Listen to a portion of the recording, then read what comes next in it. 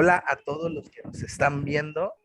Nos encontramos con autores de la antología Afuera de esta compuerta el abismo me acecha, autores de corte internacional y Verdad de Dios, que es un panelón. Me encuentro con Víctor Gripoli. Hola Víctor, ¿cómo estás? Buenas, ¿cómo estás? Israel Montalvo, Hola, ¿qué tal? eh, Elmer y María, que nos acompañan desde Hola. la madre patria, ¿no? Desde España.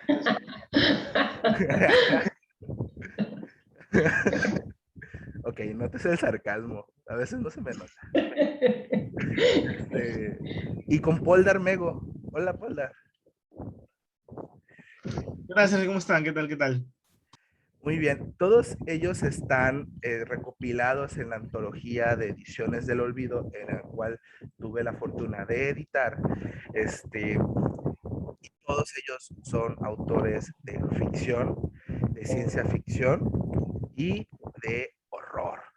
Y me gustaría ir conociéndolos uno por uno, ir preguntando a qué se dedican, a qué hora salen por el pan, tienen otros proyectos alternos y de qué va su cuento. Me gustaría empezar con Víctor. ¿Cómo estás, Víctor? Cuéntanos, ¿desde dónde nos hablas? Muy bien, estoy aquí desde Uruguay. Bueno, les voy a contar un poco cómo venía esto. Ustedes saben que aquí hay muy poca cosa referida tanto a fantasía, ciencia ficción, y en el 2018 empezamos con Editorial Solaris, que fue este proyecto que empezó online, que ahora está muy cerquita de sacar 2 libros en papel, que van a ser los primeros aquí en Uruguay. Y bueno, empezamos con modelos de convocatorias, que se fueron mejorando también, la parte de edición. Yo al principio era novel en todo esto, entonces uno tuvo que ir aprendiendo sobre la marcha. Después empezamos con toda una parte por Amazon, también con los libros, para llegar a la parte internacional. Se ha complicado los temas de Amazon en algunos países porque piden esto de los $200 por compras, entonces ya no es como antes que solamente se podía pedir el libro y no sumaba. Ahora, la idea principal de esto había sido llenar ese hueco que se estaba presentando aquí en esta parte más al sur. Sabemos que por Perú, por México hay otro auge, y bueno, aquí somos muy poquitos los que estamos haciendo esto y a veces no nos conocemos entre nosotros también. También les quería contar que habíamos ahora estrenado un nuevo dominio, viste, una nueva página con tienda virtual, editorialseriesdeuruguay.com, y en este caso particular, que lo habíamos hablado con Israel, venía este relato, Los Colosos de Piedra, que era un poco salir de lo normal que se podía ver en algunos puntos de horror, y entonces es un grupo de soldados de la corona británica, que el principal se llama John Williams, que había estado en la guerra de los Boers, o sea, ya son veteranos de guerra, un grupo de élite que se encargan de misiones complicadas en territorios enemigos, y esta vez no van a tener que luchar simplemente contra enemigos humanos, por decirlo así, sino que yo he investigado un poco sobre el folclore de Indonesia y empezó a salir a la luz en algunos artículos un lugar que se llama Sulawesi, donde hay unas estatuas pétreas con algunas formas fálicas también, que incluyen símbolos de culturas primitivas. Se encuentran unas vasijas que se llenan con agua, no se sabe muy bien si eran símbolos de fertilidad o había una combinación con otras antiguas civilizaciones que estuvieron por esa zona. Hay todo un misterio arqueológico que está en esa zona, y esa zona es un poco como Tabú, que se encuentra ahí en esta isla en Indonesia, y entonces aproveché esos mitos para mezclarlos también con una parte atlante que se ve en el libro, que va en combinación, esa parte también, con otros relatos que han aparecido, por ejemplo, que Poldark estaba hablando, con Eros en el Averno, que apareció con Cthulhu. Están unidos este cuento con otros más que van a aparecer, que claro, cuando uno empieza ya a unirlos, a leer este cuento de esta antología, este de otra, va a encontrar puntos en común y va a ver que hay hilos conductores entre ellos que se unen y forman una especie de universo entre ellos. Entonces, bueno, se fueron uniendo casi sin quererlo esos puntos, trabajándolo con diferentes mitologías, con diferentes lugares realistas, mezclándolo un poco con el tema de antiguos astronautas, civilizaciones, terrores cósmicos. Y bueno, está un poco todo unido, y yo creo que varios lectores en común de todas estas antologías van a ver esos puntos que unen estos relatos. También algunos lugares que ya se mencionan en otros cuentos o antologías que han aparecido anteriormente. Y bueno, obviamente quería agradecer la invitación, fue un placer participar en esto. Todo empezó con lo de Poetómanos, después vino esta noticia de la publicación, y bueno, más que encantado y esperando tener el libro en físico. Me gustó mucho el arte de tapa, y me parece una propuesta que puede ser el inicio de segundas, terceras, cuartas partes a futuro. No sé si quieren hacerle alguna pregunta más, algo más referido al relato. A ver, ¿alguno de nuestros invitados quisiera preguntar algo a Víctor? A mí me pareció fascinante porque sí noté las conexiones entre el cuento que sale justamente en Eros en el Averno con la entrada de Poetómanos, ¿no? Y me gustaría saber, o sea, ese proceso de investigación que haces detrás, ¿no? Porque hablas pues de culturas, de monolitos, ¿no? Y cómo usas toda esa base para erigir tu relato. Bueno, esto venía principalmente un poco unido a investigaciones previas que venía haciendo sobre culturas precolombinas, también de Indonesia, de otras partes del mundo, y van a estar esos libros, esos cuentos compilados en este que después va a salir en papel también aquí, pero era principalmente, me parecía interesante dotarlos como con algún toque de algo realista.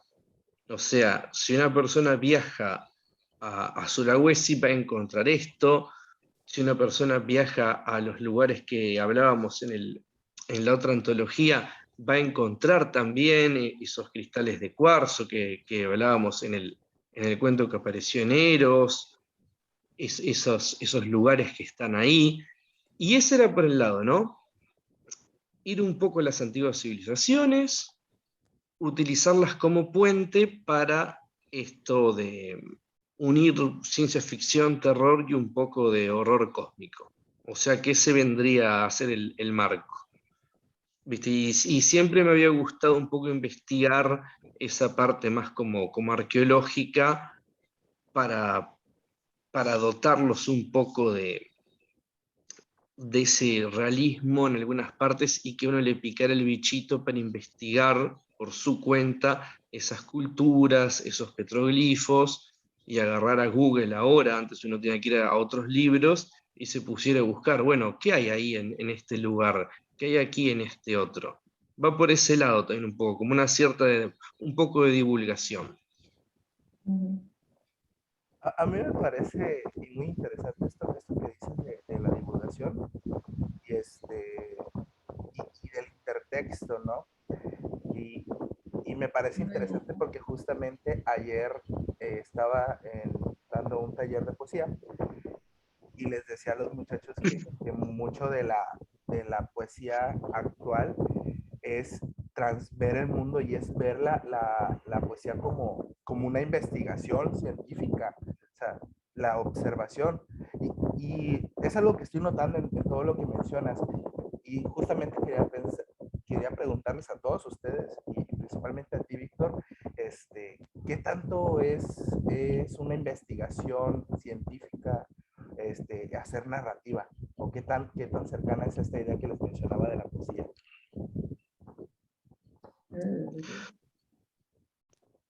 ¿Sí se escuchó bien? Sí, sí, Escúchame, sí, yo no lo escucho muy bien, pero... un Perdón, poquito bajo. perdón. Lo repito rapidito. Sí, Yo creo personalmente que la poesía actualmente se tiene que ver como una investigación científica, ¿no? O sea, tiene que haber mucha observación, mucho análisis, mucha reflexión, tiene que haber mucho intertexto de repente, ¿no? Y es justo lo que dices con el poema de los colosos. Y la pregunta es, ¿qué tanto de esta idea de la poesía que comentaba yo ayer en un taller de poesía, se aplica a la narrativa que ustedes están haciendo? bueno, yo para hacerlo breve, en este momento es bastante grande porque hay un montón de cuentos que están unidos a toda esa parte del folclore. Estamos trabajando también en otro que va a salir prontito, no voy a hacer spoilers, que son todos cuentos que hablan sobre las civilizaciones indígenas sudamericanas y norteamericanas desde la fantasía heroica. O sea que hay investigación. Y está bueno que la haya. Está bueno. Abre muchas puertas también. Y siempre que uno investiga, uno empieza a investigar cosas y se le ocurren cosas y la imaginación empieza a funcionar. Yo creo que así también funcionaba la ciencia ficción más dura, ¿no? Mientras que investigaban los escritores las teorías o iban aprendiendo realmente cómo funcionaba la ciencia, ahí surgían las ideas. Al comprender cómo podía ser tal cosa posible, existirá entonces el viaje en el tiempo, pasará tal cosa, pasará tal otra. Sin esa base de investigación científica, no creo que Asimov hubiera podido hacer la cantidad de obras que hizo y con la profundidad científica que manejó, lo mismo que H.G. Wells. Sí, totalmente. ¿Alguno de los demás quiere comentar algo respecto? Bueno, nosotros ahora mismo justamente no sería en tanto una investigación del todo científica, pero sí un profundizar en las leyendas propias de nuestra zona, porque ahora estamos inmersos en una novela que, bueno, está un poquito parada porque tenemos poco tiempo, pero sí que va un poco sobre una leyenda de aquí de la zona que prácticamente está olvidada y estamos trabajando pues en investigar sobre ella. Nos hemos encontrado algunas cosas inesperadas. Es sobre un demonio de aquí de la zona que, bueno, a Poldark ya le hablamos hace un tiempo cuando estuvimos, sí, bueno, pues seguimos inmersos en ella y yo creo que sí es importante, sea en ciencia ficción o sea en fantasía, incluso en terror, es interesante, por lo menos a nosotros cada vez nos está interesando más investigar sobre todo sobre leyendas y mitologías de nuestro país que están un poco olvidadas y casi te dan pie a ampliarlas, no a modernizarlas, pero sí que quizá a ambientarlas de una manera un tanto distintas, ¿no? Un tanto distinto porque, bueno, las puedes como adaptar a la mentalidad de hoy en día y no quedan en ese simple cuento para niños, sino que puede llegar a ser como una novela de terror para adultos, que es lo que nosotros pretendemos, ¿no? Y yo creo que sí, que es muy importante que cada uno en su ámbito de, no sé, como escritor de trabajo, ya sea en poesía, que yo no toco la poesía, entonces no te puedo decir, ¿sabes? Eso ya la persona que se dedique a escribir poesía, pues sí, ¿no? Pues, creo que también tiene que hacer ahí una investigación en ese ámbito. Pero yo en el ámbito de la novela, pues cada vez que inicio una, si todo no queda en mi imaginación, sí que efectivamente investigas. Hace poco escribí una para Aracné que estaba basada en también en algunas leyendas populares de Polonia. Luego la he adaptado muchísimo porque no tiene casi nada que ver con las ideas originales, pero sí que me sirvieron un poco para ambientar la novela, para, para de alguna manera transmitir a la gente esa otra cultura que no es la nuestra, no es la hispana, no es, y que sin embargo es tan rica como cualquier otra, ¿no? Es interesante siempre, a mí sí que me gusta mucho investigar los temas para las novelas. Si da a ello, porque hay veces que son relatos cortos y tal, y es una cosa muy poco profunda y tampoco te vas a poner a investigar sobre cada tema que toques, ¿no? Pero en algunos casos sí. Claro. Yo depende mucho. Yo hay relatos que prácticamente no investigo nada, sobre todo porque soy muy vago. Eso va a empezar. Y luego hay otros que sí, que investigo mucho más las cosas, sobre todo si son sobre culturas que no tienen nada que ver con la mía, o si quiero tratar de adaptar alguna mitología antigua, o si quiero saber si un relato de ciencia ficción, no sé, tiene cierta base científica lo que cuento, entonces sí que me puedo tirar a lo mejor varios días mirando cosas, pero en mí no suele ser lo habitual, la verdad. Ella sí que lo hace más a menudo.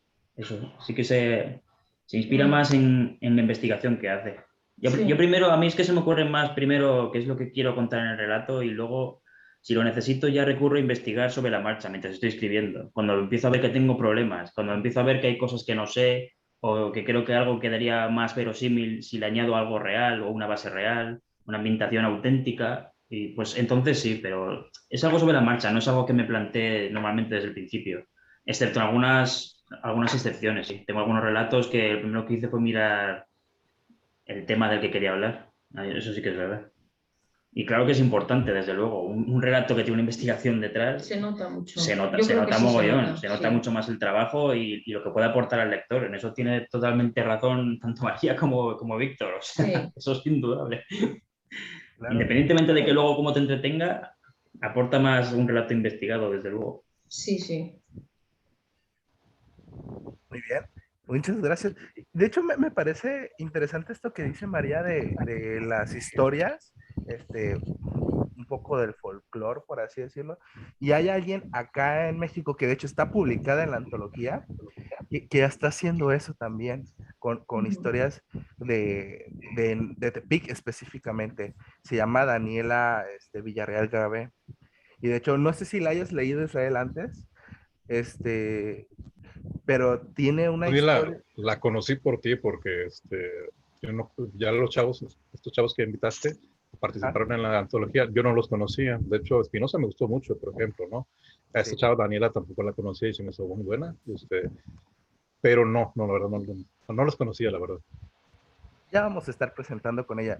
Infortunadamente no vive en Tepic como para invitarla a la presentación del cine. Pero ella hace esto, toma historias. Por ejemplo, acá hay una historia muy popular en Tepic que es que cada cierto tiempo en octubre, cada ciertos años, a mitad del cerro aparece una iglesia, en mitad del bosque. Y que si entras a esa iglesia, puedes encontrarte de repente con no sé, manzanas de oro, que totalmente, que en ese momento no parecen ni siquiera de oro, que son manzanas cualquiera, pero al momento de salir de la iglesia pasaron 10 años, 15 años, ¿no? Incluso ya los dieron por muertos. Esto es una historia súper interesante y ella la retomó, es una historia un poco igual, un poco olvidada también, la retomó y lo hizo un cuento y lo hizo bastante bien y tiene varias historias así. Entonces, me gustó mucho la conexión que desde María a Daniela, que la separan kilómetros y kilómetros, ¿no? Sí. Muy bien. Es que ese tema que dices que ha tocado Daniela, estoy empezando también una novela que tiene algo similar. No se parece en nada, no hay iglesia, etc. Pero es eso de atravesar un lugar y cambiar de espacio-tiempo, es un poco la idea central de esta nueva novela que estoy escribiendo. Pues creo que es un tropo. Me ha llamado la atención porque cuando lo has contado digo, Dios, bueno, eso se toca muchas veces, tampoco es tan anormal. Sí, O sea, digo, o sea, creo que es un tropo, por ahí, en varias culturas aparece. sí, sí. Pues, bueno, y ahorita que estamos con Elmer y María, nos quisieran contar un poco de ustedes, de dónde son, qué trabajo tienen aparte, a qué hora salen por el pan, y de qué hablan sus cuentos. Y más interesante, me interesa mucho saber a quién va la dedicatoria de sus dos cuentos y por qué se llaman muy similar. Se llaman igual, sí, bueno. Yo le puse la acotación de Julia justamente para diferenciarlo del de Elmer. Porque, bueno, es que esos relatos los escribimos ya hace, no sé, un par de años, puede ser. Sí, yo creo que para 3 La años. cuestión es que, a ver, hay un grupo de punk rock aquí en España, bueno, que ya no existe, que se llama Siniestro Total, que tiene una canción que se llama El Cobrador Loco. Y mi hermano tenía un grupo de música que se llama Masturbio, que tampoco ya hace mucha cosa, y hacían una versión de este Cobrador Loco. Mi hermano, mi cuñado, bueno, es una cosa un poco familiar, ¿no? De amigos y tal. Entonces, pues era un tema que nos gustaba muchísimo porque el Cobrador Loco es un tipo pues que está como una puta cabra y que va cobrándose las deudas de la gente. Entonces, es una canción muy graciosa, es muy divertida, pero también el personaje daba como mucho juego literario, ¿no? Entonces nos encantaba la canción y decidimos pues hacerle un pequeño homenaje a la canción, al grupo, etcétera. Y bueno, Elmer puede hablar de su relato. Los dos se llaman El Cobrador Loco, pero uno sería como el mío sería como continuación del suyo, de alguna manera, aunque son historias muy diferentes. Sí, es que al principio cuando lo hicimos, cada uno íbamos a hacer un relato basado en la canción, pero nuestro planteamiento no era que tuvieran nada en común, sino cada uno haríamos lo que nos diera la gana.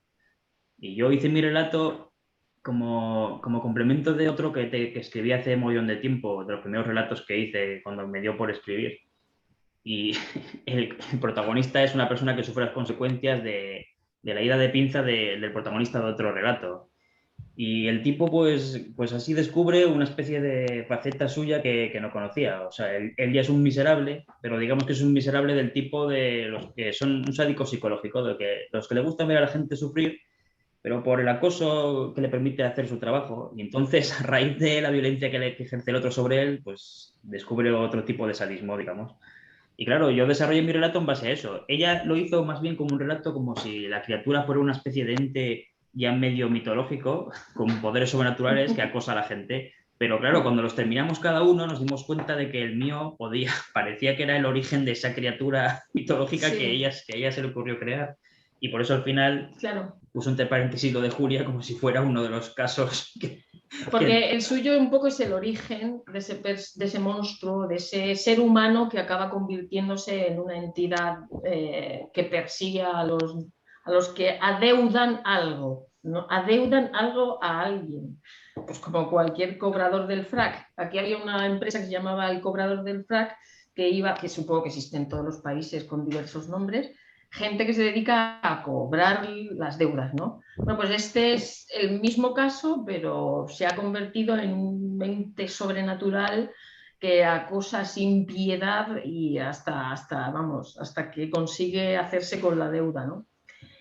Cobrar la deuda. Entonces, en mi caso es Julia, porque es el caso de Julia, como puede ser cualquier caso de los que él haya no sé, perseguido, ¿no? Y nada, y yo creo que es como muy divertido porque a la vez de que es bastante horrendo, porque no quiero contarlo, ¿no? Por si lo leen, pero bueno, Julia es una cualquiera, es una señora cualquiera que debe dinero porque juega, porque bebe y porque vive por encima de sus posibilidades, borracha, etcétera, y una mañana se despierta, mira por la ventana y ve la ciudad de Almería, que es la ciudad en la que la canción nombra, una de las ciudades que la canción nombra, llena de niebla. ¿no? Se asoma por la ventana y no ve ni la calle, ni ve absolutamente nada, está todo lleno de niebla. Y cuando mira para la ventana de enfrente, ve una sombra, ve un ser como gigantesco mirándole desde el balcón de enfrente, y ella se da cuenta de que ahí algo está pasando, ¿no? Y ahí empieza el cuento, ahí empieza todo, pues, el cuento de terror, que acaba bastante bien. Bastante bien para el que le guste un poco lo grotesco. Justo me parece que la temática del cobrador y esta onda medio de psicológica de asesino serial y que el de María sea más fantástico y gore que el de Elmer, creo que va muy ad hoc, incluso con las noticias de la semana pasada. No sé si vieron que supuestamente descubrieron la identidad del asesino del Zodiaco. No, no, ¿Ah, no. sí? Yo escuché sabía. algo, pero no me enteré, no me No, no. enteré. Cuéntanos. Es un grupo de gente que supuestamente se dedican a descubrir casos y no sé qué, y que sí han descubierto varios misterios que la policía ni sus luces. Y justamente el miércoles o el martes de la semana pasada salió la noticia de que habían dado quién era el asesino del Zodiaco, y que resulta que había sido un ex militar que se llama Gary, que digo qué pésimo nombre para el asesino del Zodiaco. Sí, sí, sí, sí, sí. Muy Es- mal, muy mal. y que pues ya había muerto en 2018, ¿no? Perdón. Pero, pero muchas de estas supuestas pruebas como que no empatan, pero aún así eso hizo que todo lo que es del asesino del Zodíaco, pum, para arriba, para arriba, para arriba. Películas, libros, todo. Entonces, Sí. está raro el caso, pero también está súper interesante. Sí. Menos el nombre, que Sí, no. No, pues el nombre, dices, el ay, nombre ¿por qué? que sí, Pues, así se llama uno de los protagonistas ¿cómo se llama este libro? De Zombie Island. Zombie Island, que es un libro que a mí me encanta. Uno de los protagonistas se llama Gary. Me ha hecho Bueno, mucha gracia que el asesino se llame así. pues es que pareciera que es una broma del autor, ¿no?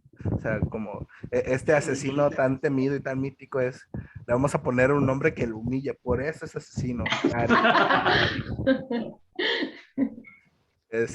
Bueno, muchas gracias, Elmer y María. Continuamos. Me gustaría continuar con Polar.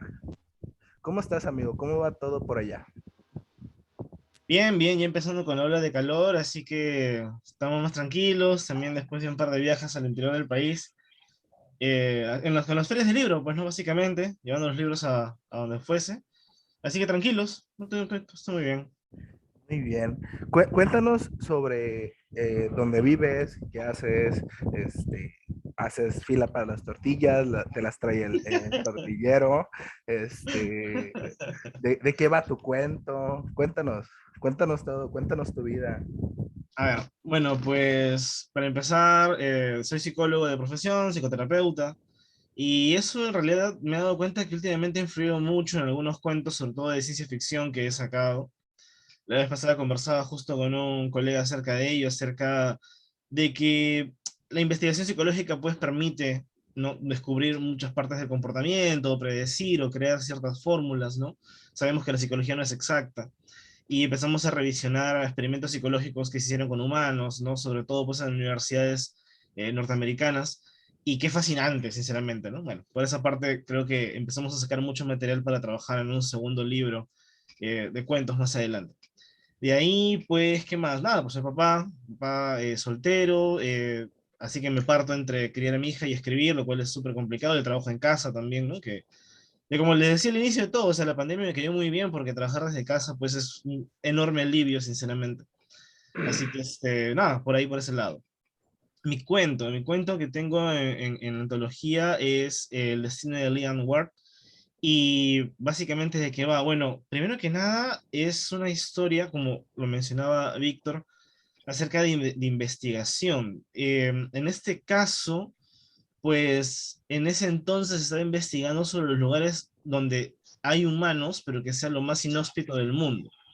Y es que en la verdad estamos en muchos sitios, ¿no? En sitios en donde uno jamás pensaría que pudieran haber humanos, pues ahí estamos, ¿no? Casi es más increíble o más factible estar en Marte o en la Luna que en estos lugares, pero ahí estamos, ¿no? Por ejemplo, sitios como, no sé, como Barton, creo que es el nombre correcto, es una parte de Alaska en la cual creo que hace calor cuando están en 20 bajo cero, una cosa así, o Mikianion, ¿no? En Rusia, en Siberia, donde también hace un frío terrible, y en fin, ¿no? O sea, zonas muy extremas, ¿no? Y me pareció muy curioso el hecho de que exista esta isla Tristán de Acuña, que es la isla habitada, ¿no?, más lejana de algún continente. No toma alrededor de 14 días desde Ciudad del Cabo en Sudáfrica poder llegar, no, 7 días, perdóname, poder llegar a esta isla, ¿no? Entonces la primera pregunta es, ¿qué diablos hace la gente viviendo ahí, no? ¿Por qué te irías a vivir allá, no? Y usualmente estas zonas inhóspitas terminan siendo, originalmente fueron prisiones, ¿no? Gente donde, o sea, lugares donde mandabas a gente para que simplemente se olvidaran de ellos. Y luego, pues ya, pues pasa el tiempo, se vuelven zonas habitadas y parte de mancomunidades en las cuales pues tienen que cada cierto tiempo llegar víveres. Pero me pareció súper alucinante, ¿no? E incluso pues saber que en este caso, entre Estaña y Acuña, pues todos casi compartían una misma línea genética, porque son muy pocas familias, entonces el tema del incesto llega a pasar, ¿no? No de primera línea, pero sí tal vez en segunda o tercera, ¿no? Y se vuelve todo algo muy fascinante para los biólogos, ¿no? Estudiar, pues, justamente estas mezclas, ¿no? Ya, todos estos detalles me parecieron geniales, mira, de cómo llegar para allá, que no sé qué. Entonces digo, bueno, vamos a trabajar con esta isla, ¿no? Porque para esto, en ese entonces me estaba concentrando en mi investigación sobre Pandemia Z Supervivientes, que es la saga de zombies que he desarrollado, y necesitaba zonas muy alejadas en donde sobreviviese gente, ¿no? Porque obviamente las metrópolis y los continentes y no sé qué, pues serían zonas imposibles. Entonces dije, ya, vamos a investigar más sobre Tristán de Acuña y todo ese tema. Me pareció fascinante por el hecho de que simplemente el llegar ya es una travesía casi suicida, o sea, el mar que separa África de este pedazo de tierra, ¿no? De esta isla, es muy bravo, ¿no? Es muy fuerte, ¿no? Entonces, con más razón viene la pregunta, ¿no? O sea, ¿por qué voy a arriesgar mi vida para llegar a un sitio en el cual ni siquiera hay internet? O por último, si hay, es Explorer, ¿no? Y no funciona para nada, ¿no? Eso es muy triste, ¿no? Entonces, claro, o sea, imagínate, ¿no? En el cual ni siquiera creo que hay un bar o algo así. Imagínate una isla sin cerveza, Dios mío. O sea, Yo ahí no voy. tenemos un problema. Ahí Estás tenemos un hablando de problema. mi justa condena, amigo. Estoy en abstemio aquí. Pero claro, o sea, imagínate, ¿no? O sea, es una zona totalmente aislada. Bueno, entonces me gustó muchísimo el sitio y quise darle un giro, ¿no? Sin hacer mucho spoiler. Esto pasó hace ya unos 3, 4 años atrás más o menos, cuando hice el cuento original.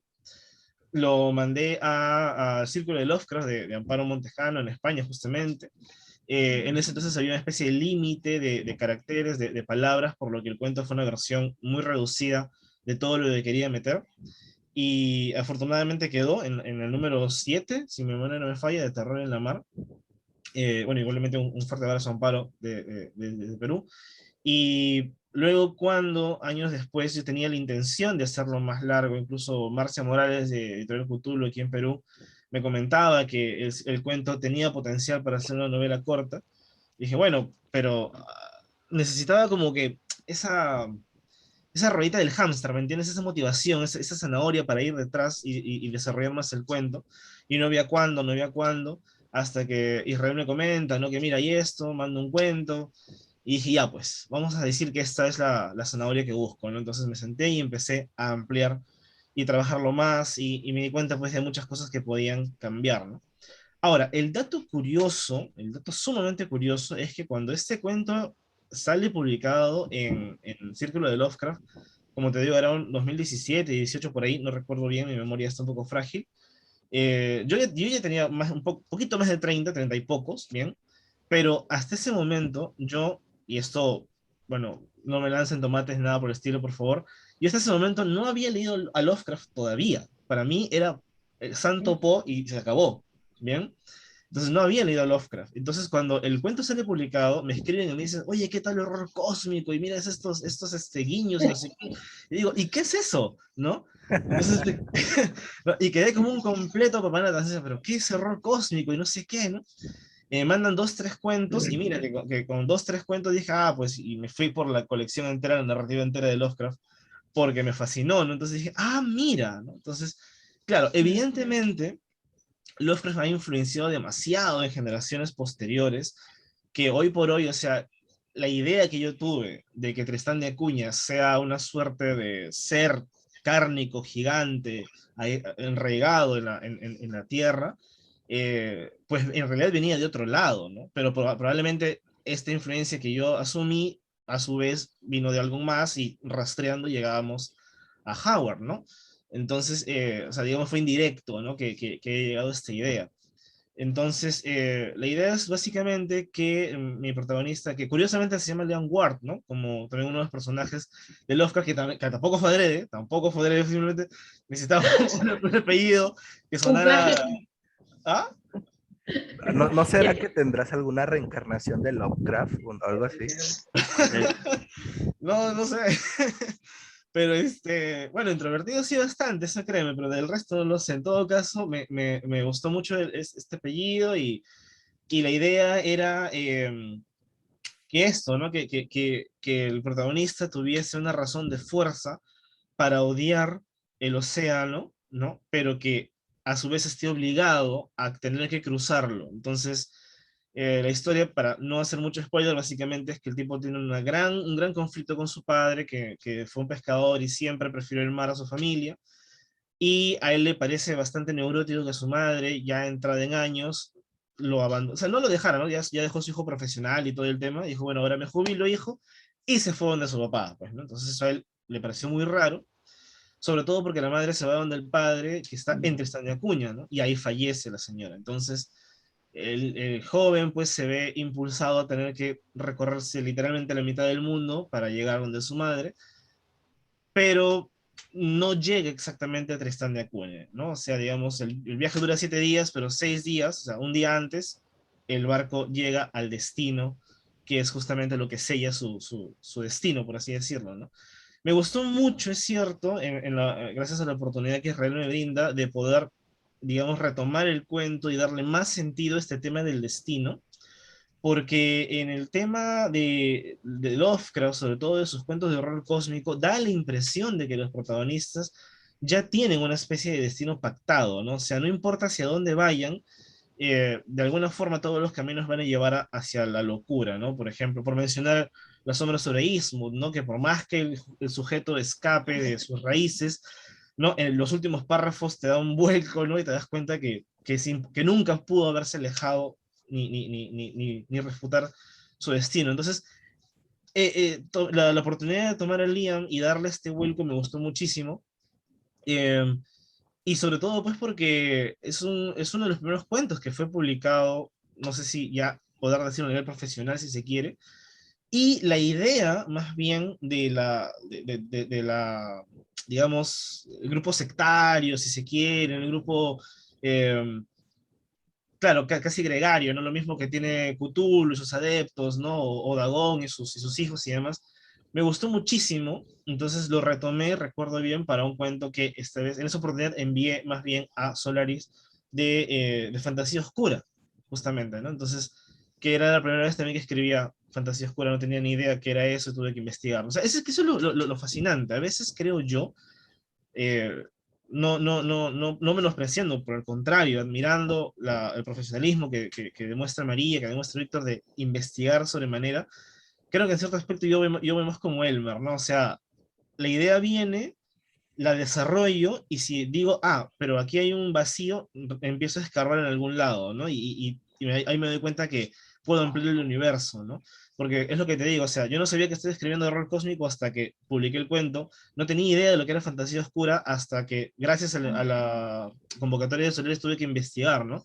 Y sin embargo, cuando investigué me di cuenta que ya había hecho algo parecido.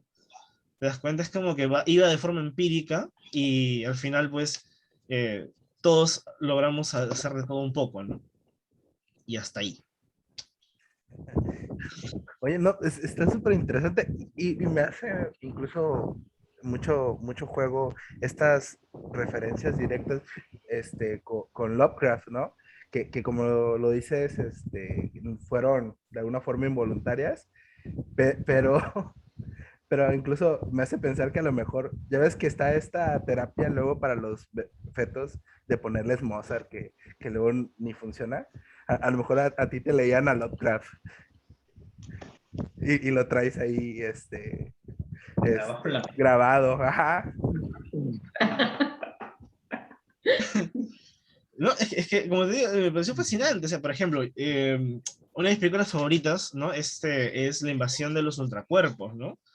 Y yo hablo de la versión en blanco y negro, que es la clásica, la primera de todas, ¿no? La que salió en la Guerra Fría y todo el tema. Y si te das cuenta, o sea, hay mucho que viene después, ¿no? Incluso el concepto de los zombies bebe de ahí. Entonces, o sea, claro, si tú eres un poquito de las reglas de la realidad, casi todo bebe de todo, ¿no? O sea, y como en algún Una momento cosa, decimos, Poldar, ¿di?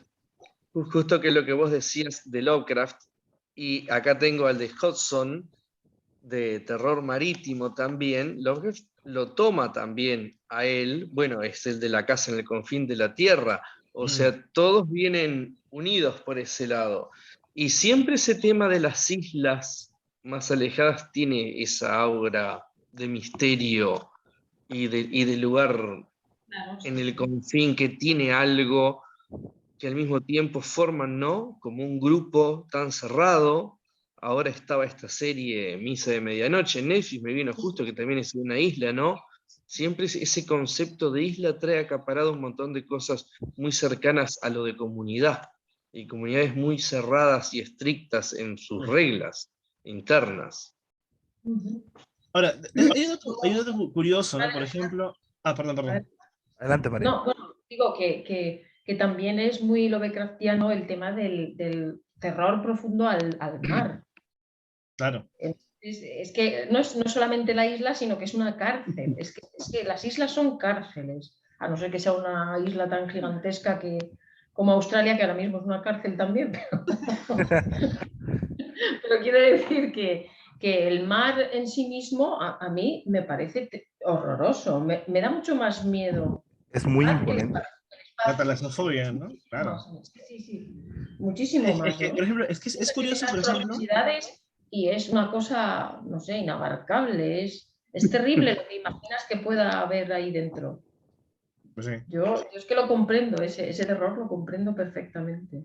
Y que, por ejemplo, cuando tú lees, ¿no?, a Lovecraft y aparentemente él puso relieve en una zona inferior en Sudamérica, cerca de Chile, yo no sé si lo hizo aposta, bien, porque en donde ubica el relieve es un sitio llamado la zona Nemo.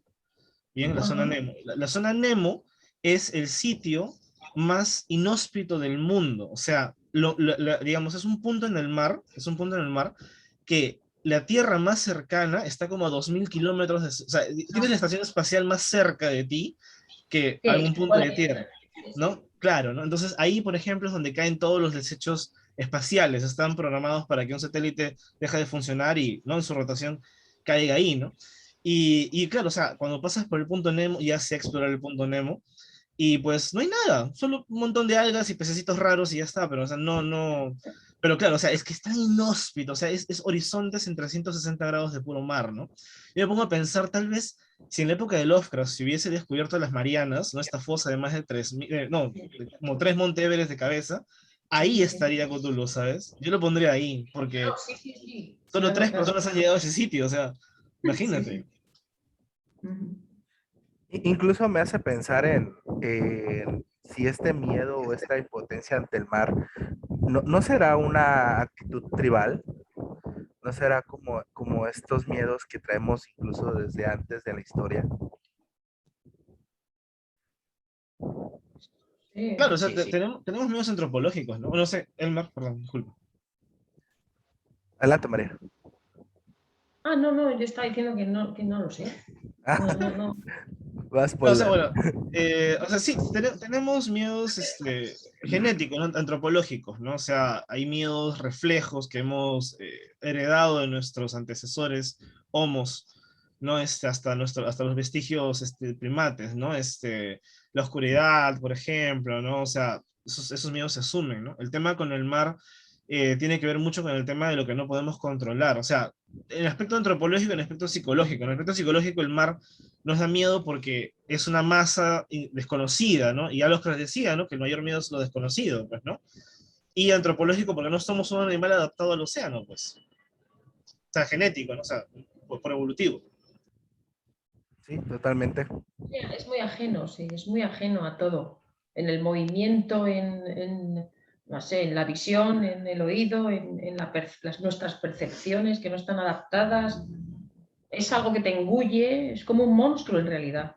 No me extraña que se considere un poco también como un dios en muchas culturas, porque sí, es monstruoso desde ese punto de vista de que aunque uno salga a faenar y a pescar pues la muerte en el mar es muy habitual. Es muy habitual. Los pescadores tienen tanto riesgo de morir, no sé, es casi tan, no sé, casi, tiene tanto riesgo como el que es minero. Son profesiones muy, muy duras, ¿no? Y yo creo que eso también influye. Nosotros aquí que vivimos, bueno, él también es de una zona de mar, y aquí en Alicante, que también es zona de mar, que ha sido un pueblo pesquero, etcétera, pues siempre hay historias de ese tipo, ¿no?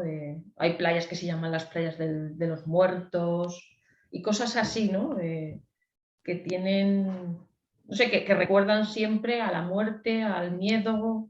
Sí, yo creo que es que nos es muy ajeno. Sí, pero en eso tenéis razón. La literatura que hacemos, bueno, cualquier tipo de ficción que hacemos como reverenciando de alguna manera, como se hacía antiguamente en los mitos tribales, es reverenciar a todas las fuerzas como decís, que no se pueden controlar. Es como si les rindiéramos culto mitificando su poder terrorífico sobre nosotros, ¿no? Sobre nuestras mentes y, bueno, incluso el daño que nos pueden hacer físico.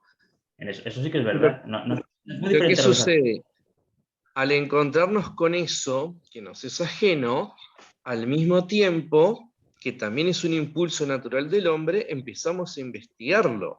Por más que el mar sea algo inhóspito y no estemos genéticamente adaptados como anfibios, creamos todo tipo de barcos, hay civilizaciones que han basado toda su industria y desarrollo en base a eso, y vendría a ser el mar lo que es el espacio ahora. El terror marítimo pasó a ser después el cuento de terror espacial. O sea, si tuviéramos que ver, por ejemplo, Aliens, el octavo pasajero, sería en un barco en el medio de la nada, sin duda. Pero mientras más inhóspito sea, mientras más reto de, yo creo que el humano naturalmente va a ir por eso. ¿Qué sentido? A mí me parece maravilloso y me encantaría esos descensos, como decía Poldark, pero otras personas te dicen, pero ¿cómo puede ser que a alguien le guste meterse adentro de un aparato e irse a dar un viaje espacial o meterse en las profundidades inhóspitas donde quién sabe qué hay, o ir a explorar los hielos antárticos? Y es que el hombre tiene una necesidad. Cuando llega a determinada frontera, ya está pensando cuál es la otra. Y así va a ser siempre hasta que se extinga o llega a ser otro tipo de civilización, como se habla, grado 1, grado 2, grado 3, siguiendo los parámetros que se usan científicamente. Siempre vamos a buscar este límite. Y van a surgir, imaginemos, ¿no?, en el futuro, leyendas, ¿no? El asteroide de la muerte, el cinturón. Siempre va a ser así. Por eso mismo, ¿no? Van a nacer nuevos mares, van a nacer. Pues incluso ya empezamos a crear nuestras leyendas del espacio, ¿no? ¿Sí? Sí. Y no solo en la literatura, o sea, Bowie tiene Space Oddity y el Mayor Tom es una leyenda del espacio, ¿no? Que por lo menos a mí sí me ha influenciado, porque me gusta mucho la canción, me gusta mucho Bowie y lo he usado, ¿no? Como parte ya de mi cultura. Bueno, ¿algo más que se quiera comentar de esto? ¿No? Pasamos entonces con el buen Israel, que no solo publica un cuento dentro de la antología, sino que también la prologa y también la reúne. También es bebé de Israel. Adelante, Israel. Bueno, yo creo que sería bueno como platicar un poco cómo surgió este proyecto, ¿no? Porque fue como muy orgánico, ¿no? Sí, totalmente. Para contarles cómo ustedes, yo había participado en unas revistas, en la revista de Poeto a Manos, pero no nos conocemos personalmente. Como había comentado anteriormente, vivimos en ciudades cercanas, así como 20, 30 minutos de diferencia, ¿no? Y tenemos amigos en común. Platicando un día para una antología que hizo sobre autores nayaritas, le dije, oye, estaría chido que hicieras algo sobre el terror parafóbica, curiosamente, ¿no? Que fue como la idea, ¿no? Y presentar la revista ahí, ¿no? Y esa fue como la idea original que surgió para iniciar todo esto, ¿no? Y pues platicando, pues me echa la mano y pues se dio la posibilidad de hacer la colaboración, ¿no? Y entonces yo pensé, pues en varios autores como ustedes, que yo he participado en varios de sus proyectos y me gustó la idea de poder juntarlos, ¿no? Ya tenía la idea hace mucho tiempo de juntarlos, o sea, invitar a ustedes a hacer algo con ustedes, muy bien dicho, ¿no? Y pues el proyecto tuvo muy buena aceptación en la revista y cuando decidimos sacarlo en el formato físico, dijimos, pues hay que lanzarlo ya como libro. Y pues ya pronto lo van a conocer en persona, físico, ya esperemos que pronto. Y así es como surgió, digamos, de una forma muy orgánica todo el proceso original de este proyecto como tal. Sí, de hecho, Israel y yo nos hemos hallado a trabajar muy orgánicamente, como dice él, y muy tranquilamente. De hecho, cuando se da todo de la revista, que también aquí mandamos un saludo a los compañeros de Revista Poeto Manos, que es una revista donde también soy editor, cuando se dio todo esto y vimos que tuvo mucha aceptación, el día que le estaba comentando a Israel que ya estábamos en primer lugar en Lecture, le digo, oye, ¿y si la sacamos en físico? Y Israel así como, va. ¿Y si la hacemos libro? Yo, va. Y todo el resto es historia, ¿no? Es que a mí se sido me como hizo que muy... si salía como revista, pues era mejor juntarlo como... Yo hace tiempo participé en una revista que se llama Herética, entonces las revistas físicas a veces no tienen tanta fuerza o relevancia, ¿no? Y en ese tiempo discutimos la posibilidad de sacar los números, porque eran números de 100 páginas, ya como antologías, ¿no? Y yo le platiqué acerca, se me hace que es mejor lanzarlo como antología como tal, y ya, porque técnicamente es una antología, aunque salió como revista originalmente, y pues se dio, o sea, literalmente quedó. Y incluso los cambios de portada, porque este chico el que hizo la portada es amigo mío, se llama Eduardo Bravo, lo conoció Sergio, le encantó. A mí me sorprendió mucho que te gustara Lalo, de decir que esta la quiero y esta la quiero, pues me refiero a las portadas. Y creo que quedaron muy bien las dos. Sí. Sí, justamente, incluso, esta onda de Puertomanos ya también era algo que yo ya quería pasar a Ediciones del Olvido, porque últimamente, bueno, los últimos números que salieron de la revista ya estaban siendo extremadamente grandes para hacer una revista. Estoy hablando de 140 páginas y es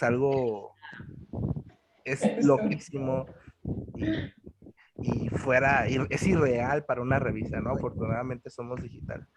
De hecho, un comentario, ya ves que sacaste la edición de Nayarit, ¿no?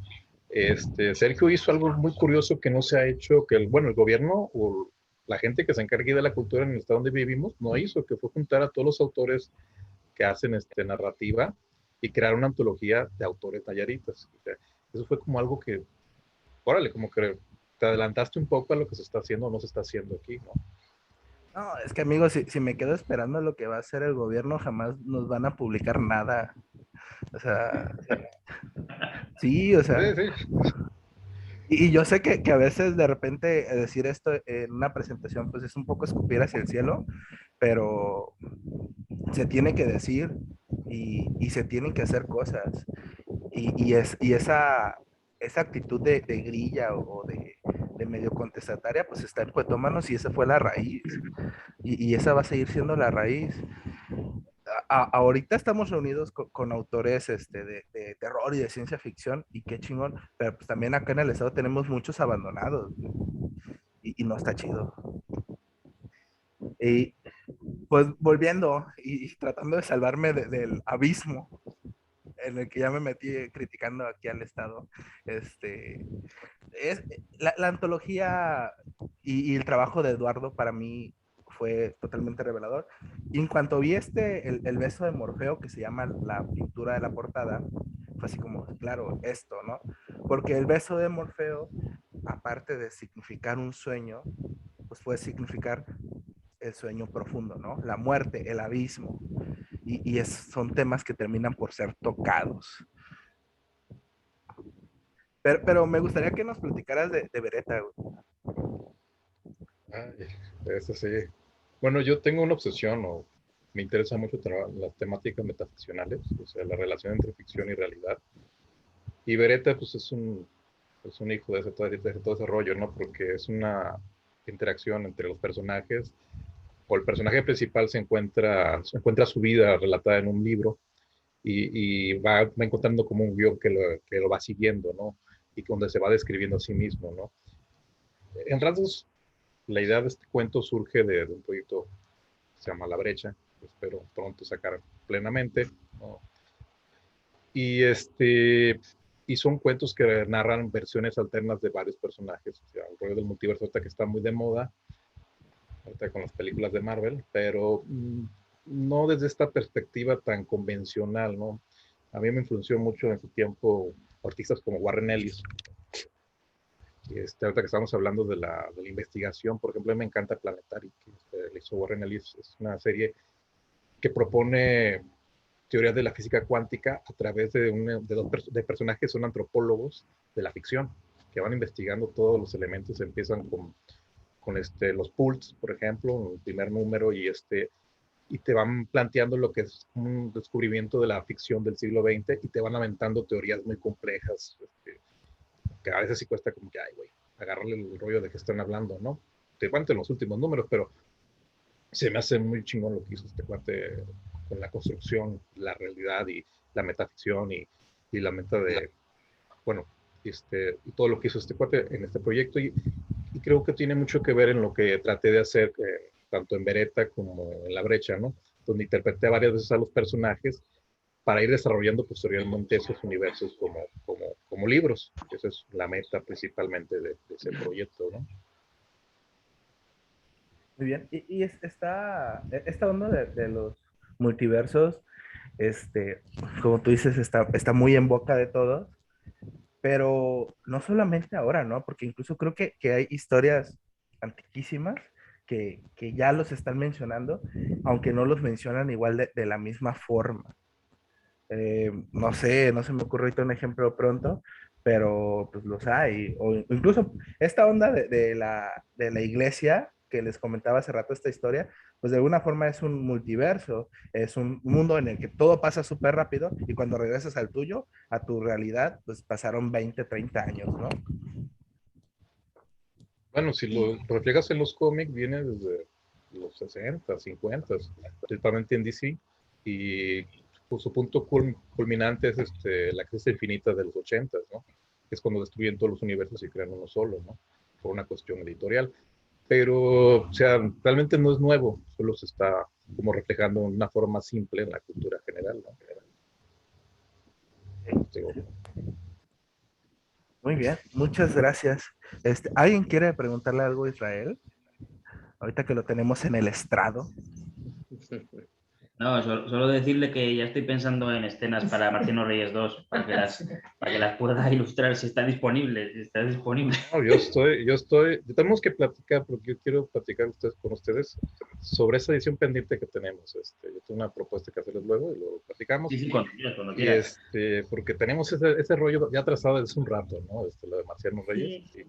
Sí, es que tengo tantas cosas que hacer, sobre todo me paso casi todo el rato buscando tiempo para jugar videojuegos y todos los demás me quitáis tiempo para eso y estoy ya, que me dejáis en paz, hombre. A ver, un momento. No, es que hemos estado muy con la última revista del Exorcista, es que ha sido muchísimo trabajo. Sí, casi me suicido con eso. Y claro, ahora estamos con la novela esta que os comenté del 40 Maula, bueno, del demonio del la leyenda esta que antes os comentaba. Y claro, es que es que hay proyectos que tenemos ahí que, bueno, Sí, tenemos tantos proyectos pendientes que Sí, no que- sé, que- creo que nos moriremos varias veces antes de poder. Claro, es que tenemos la ilusión, pero el tiempo para Sí. hacerlo no veas tú. Me veo tan Muy- reflejado en ustedes, no manches. Yo creo que estamos todos un poco igual, ¿no? Sí, Yo creo que sí. Claro.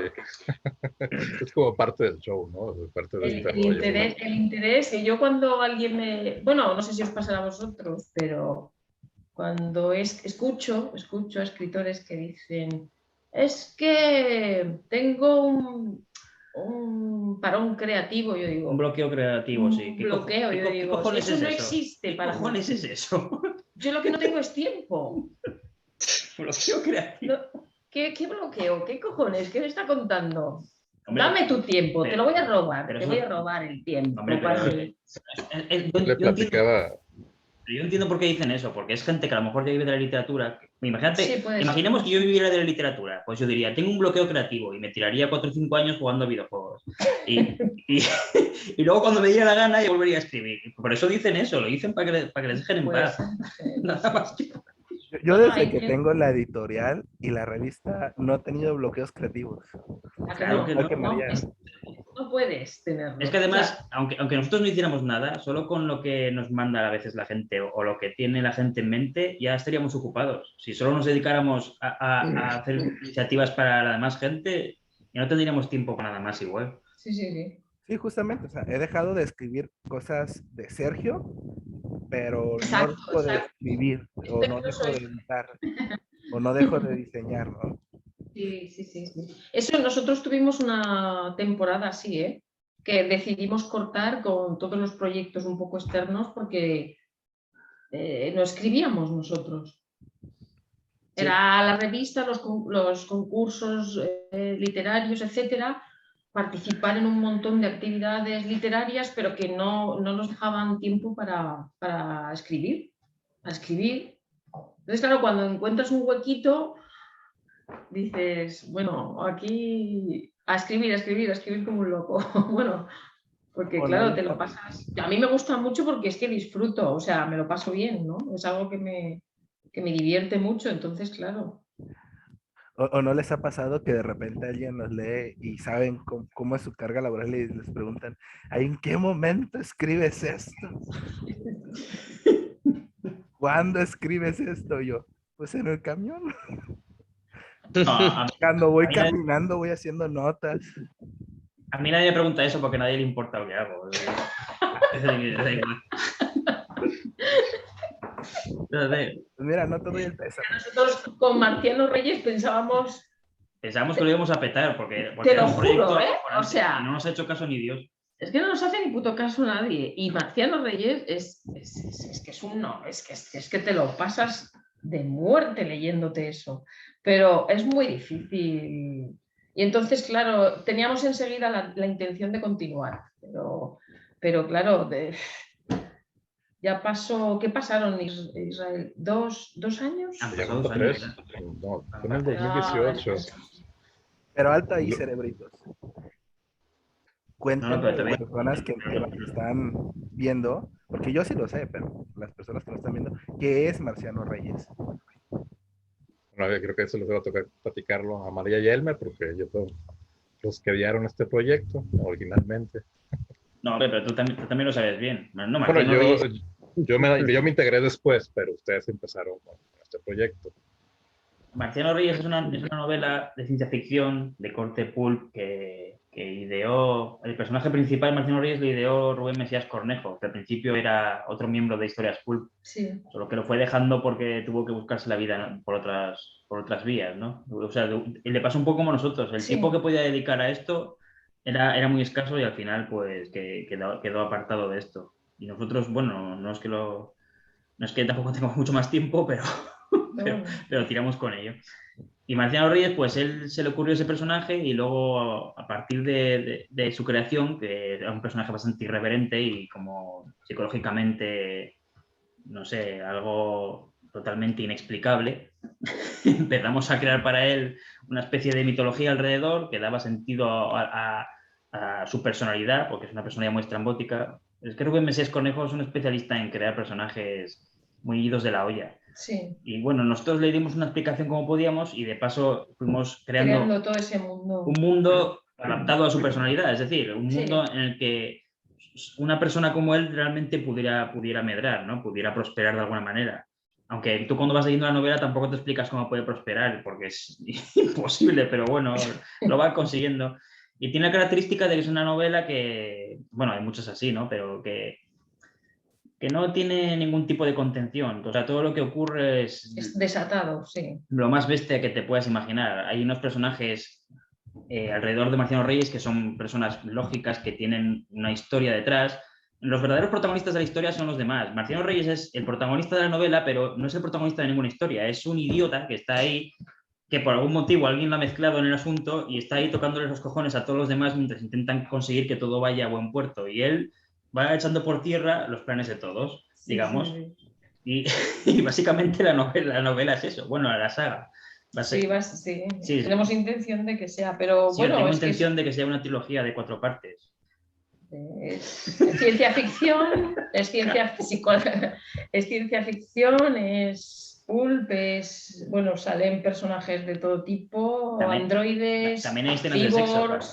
Es un poco Guerra de las Galaxias, sexo también, un poco Guerra de las Galaxias porque hay especies de todo tipo por ahí mezcladas, porque se supone que está en una situación en la que la Tierra ha sido invadida no por una, ni dos, ni tres razas, sino porque hay muchas razas de extraterrestres pululando por ahí. Es un ambiente como el de Star Trek, digamos, pero en vez de ser la Federación terrícola la que ha conseguido unir a varias razas, la Tierra ha sido devastada por algún tipo de cataclismo hace mucho tiempo, ya sea por la acción extraterrestre o de los propios humanos, no queda claro. No queda claro. Y queda un pequeño territorio que se usa como una especie de ciudad que está muy bien habilitada para que los extraterrestres vayan a hacer turismo. Van a hacer turismo de todo tipo. Turismo de los que tienen pasta. Van a visitar la Tierra, pero solo van a esa gran capital. El resto del sistema solar está repartido entre humanos que han prosperado en otros mundos y todas las razas extraterrestres que se han repartido.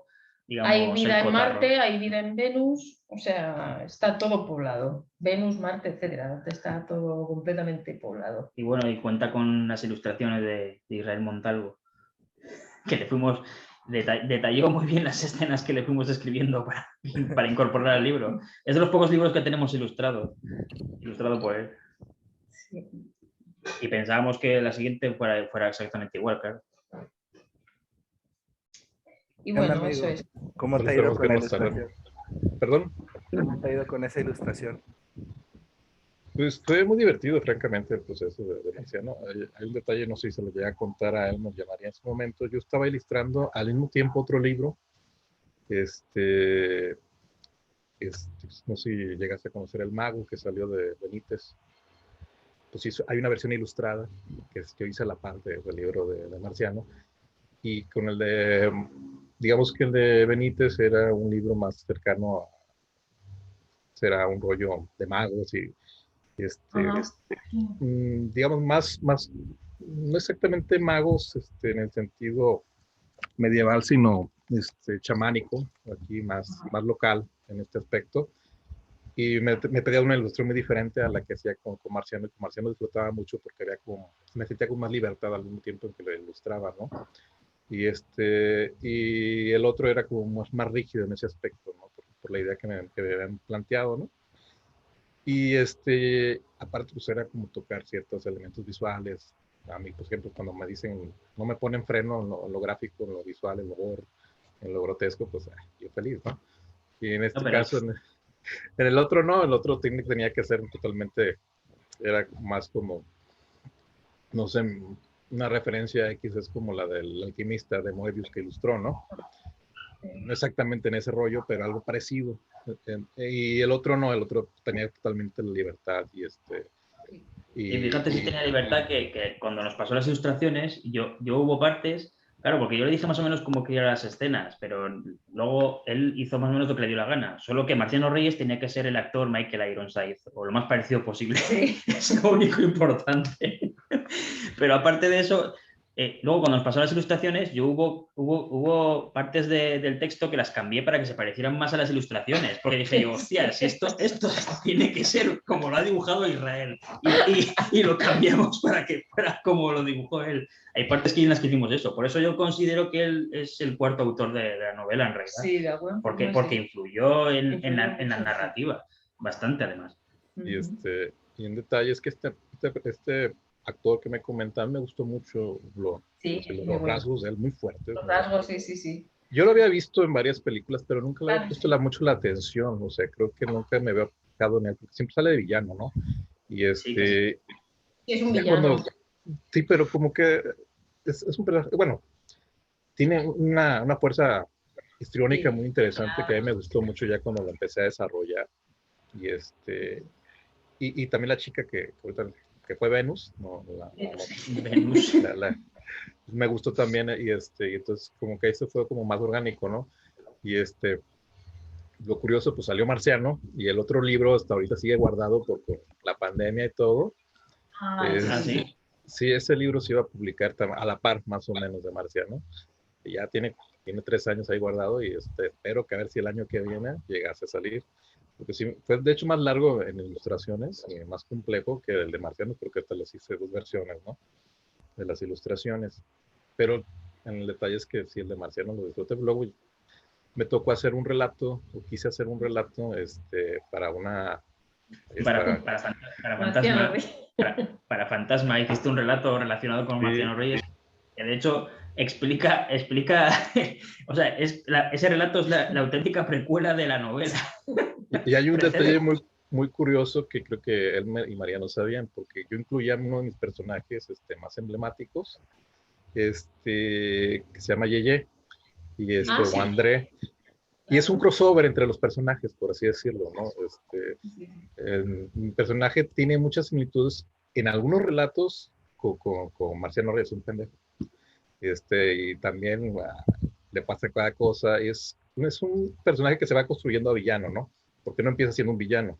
De hecho, la primera vez que participé con Elmer y María fue con un relato de Yeye para una publicación de Alien. Un tributo la primera de Alien, sí. La última cena se llamaba, ¿no? ¿La última cena? Sí, ¿se llamaba? Sí, la última cena, cierto, es verdad, que gran memoria tiene. Sí. Y un detalle muy curioso que no voy a echar el spoiler completo, pero las historias que fui publicando durante ese tiempo, la última cena es la segunda, voy a compilar hacer un libro, así como algo parecido más o menos lo que estaba haciendo Trípoli, estaba comentando hace rato. Pero aquí el detalle es que la continuidad de todos son los personajes, en realidad lo que va uniendo la historia, ¿no? Porque son como los personajes principales en situaciones totalmente absurdas y fumadas. Ya no les digo por dónde va a salir, pero esperemos que sea un proyecto que salga el próximo año, ¿no? Muy bien. Excelente. Pues, ¿qué les parece si vamos cerrando? Ha sido una... Ay, perdón. Ha sido una presentación bastante agradable, con muchas sonrisas. Me he sentido bastante a gusto y me encantó coincidir con todos ustedes. Es la magia ciencia ficcional del Internet, ¿no? Que podemos estar hablando desde puntos de la Tierra totalmente distintos, de vidas totalmente distintas, pero coincidir en un solo tema. Agradezco infinitamente a Víctor, a Elmer, a María, a Pollard, a Israel, no solo desde la edición de Ediciones del Olvido, sino desde Poetómanos, que fue donde vino a nacer esto. Yo he estado trabajando bastante en esos dos proyectos y me llena de felicidad ver que a personas desde otros lados del mundo les está gustando y se están sumando. En verdad, estoy enteramente agradecido. Antes de cerrar, ¿alguno de ustedes quisiera decir algo para finalizar? ¿Comentarios finales? Sí, se me olvidó decir antes que yo por el pan suelo ir cuando llega la hora de comer y veo que no queda. Voy corriendo. Aparte de...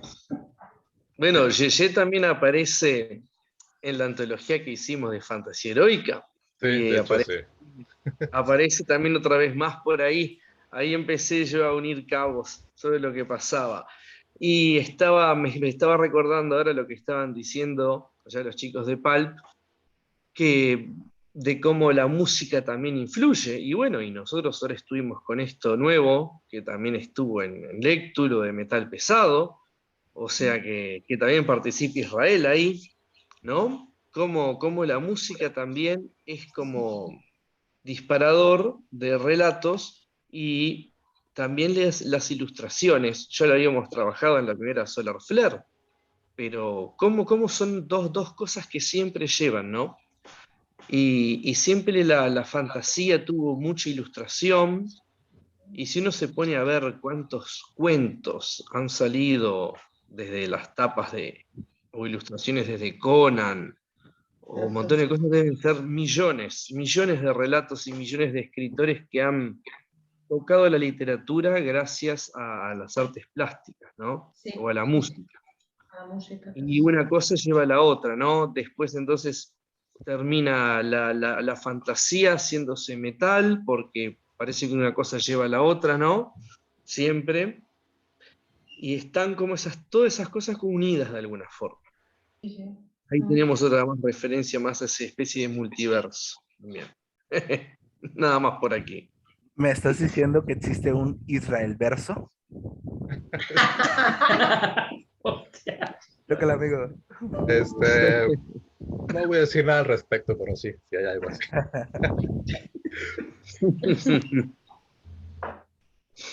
Bueno, yo Adelante, por mi Pablo. parte solo me queda agradecer, Sergio, por esta reunión, ¿no? A Israel, para empezar, por haber extendido la invitación a Poetómanos.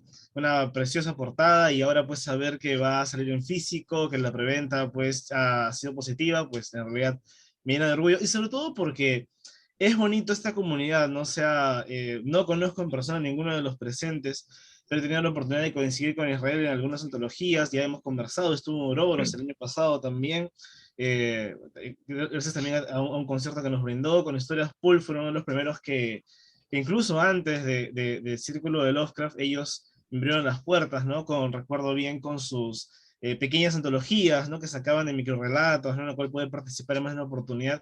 Y también pues conocer a Víctor, a Víctor lo conozco desde Solaris, cuando sacaste esto de explorar mundos, ¿no? Extramundos, un tema así que me fascinó mucho y me motivó a hacer un relato largo sobre ese tema. Y eso creo que es lo genial, ¿no? Que estamos haciendo esta comunidad, nos conocemos, coincidimos, ¿no? Colaboramos, ¿no? Yo les deseo muchísima suerte y éxitos a todos ustedes. Lo que están haciendo los chicos de Pulp, de verdad que es un trabajo constante, pese a que hay que cargar con la vida encima también, que no es nada fácil, ¿no? Celebrar cada vez que Víctor también llega a los primeros puestos en Lecture con cada nueva entrega, y con esas entregas, ¿no? Como me dices tú, pues metal pesado, Solar Flare, son temas pues muy curiosos, ¿no? Que digamos que son como muy específicos, y creo que eso es algo muy positivo. Y el arte, ¿no? Que hace Israel desde el tema gráfico, pues me parece súper irreverente, ¿no? Desatado. El tema del marciano me pareció bastante surrealista prácticamente, ¿no? Y a ti, Sergio, nuevamente por hacernos coincidir en esta oportunidad. Muchas gracias. Bueno, muchas gracias a ti, Paul Dark. Israel. Pues yo creo que gracias a todos ustedes por haber participado en esta antología. Espero yo poder seguir colaborando, sigamos encontrándonos en el futuro inmediato. Porque francamente yo disfruto mucho participar en sus proyectos, y pues ahora sí, la idea es volver a hacerlo, ¿no? Seguir continuando esta pequeña comunidad, como lo comenta Poldark. Porque cuando yo hice la compilación, o decidí hacer la invitación a todos ustedes y a otros autores, era porque me gustaba mucho cómo trabajaban y cómo habíamos participado. Y a los que conozco en persona, los de México, pues son muy amigos cercanos, pero me gustaba mucho cómo trabajaban, ¿no? Y cómo hacían las cosas, y a ustedes cómo trabajan en sus proyectos, por ejemplo, Victor con Solaris, Poldark con Ouroboros, y qué decir con The Historias Pulp, ¿no? O sea, francamente me gusta mucho cómo desarrollan sus proyectos, ¿no? Y seguir en ellos participando. Y me gusta mucho la posibilidad de que como Sergio y yo nos conocimos casi literalmente haciendo esta antología, ¿no? Porque realmente era un trato muy lejano, ¿no? Así como, hola, ¿qué tal? Y así, ¿no? principalmente por la revista, ¿no? Te voy a tener unas participaciones y se dio una plática casual, la posibilidad de armar todo esto y que ha llegado a un buen puerto, ¿no? Sin alargarme mucho, pues muchas gracias. Muy bien.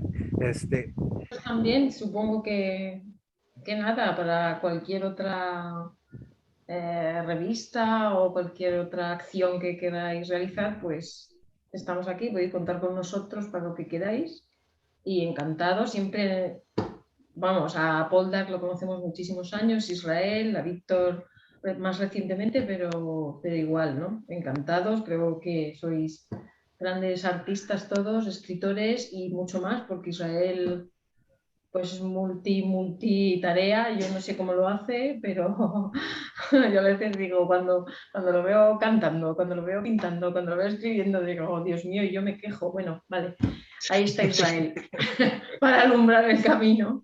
Bueno, y nada, yo encantada. Me alegra estar aquí con vosotros y participando en Poetómanos. Y yo igual, aunque esté callado, no es que no esté contento, estoy contento. También. Perteneces al club de los que somos serios. Yo nada más prendo la cámara y empiezo a sonreír, pero comúnmente estoy con cara de enojado. ¿Oh? ¿No más? ¿Soy serio?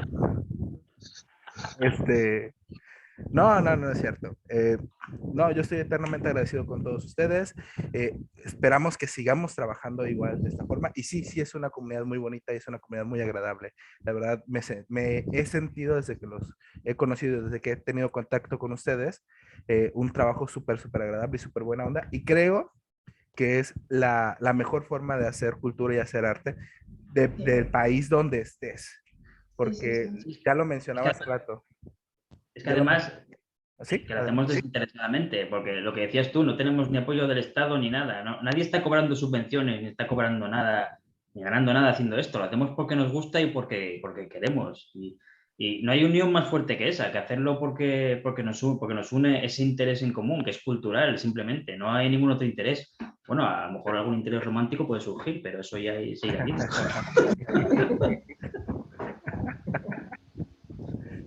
Ay, no hablemos de los apoyos con No os pongáis en su tiro de mira. Bueno. Pues sí, como decía Elmer, no tenemos quizás el apoyo de otras instituciones que deberían de estar haciendo este trabajo, pero lo hacemos con gusto, lo hacemos sin esperar nada más que la difusión de nuestras obras y que se haga la mejor comunidad que se pueda hacer. Y creo que también es parte de la responsabilidad como escritores, porque no me acuerdo quién tenía esta frase que decía que el primer trabajo del escritor es escribir, el segundo es crear lectores, ¿no? Y con esto, creando comunidades, creamos también lectores. Pues nada, muchísimas gracias. Como anuncios parroquiales antes de irnos, el día 6 de noviembre vamos a estar presentando esta misma antología en la capital del estado donde vivimos Israel y yo. Si nos están viendo gente de Tepic, cáiganle el día 6 a las 8 de la noche al Nayar Lab Cinema, ahí en el centro de Tepic. Vamos a estar y va a haber un invitado musical que va a ser Israel personificado. Junto con su compañero en Polybius, que es una banda no. Y pues nada, si transmitimos en vivo, ahí nos guachan. Bueno, sí, si transmitís en vivo, vamos, avisadnos. Es que por el horario no sé si nos caerá la cosa de madrugada. O... No, pero, pero igual queda grabado. Sí, queda grabado, sí. Pero veremos, sí. Muy bien, pues muchísimas gracias a todos los que nos estuvieron viendo. A vosotros. Muchas gracias a ustedes y bye. Bye.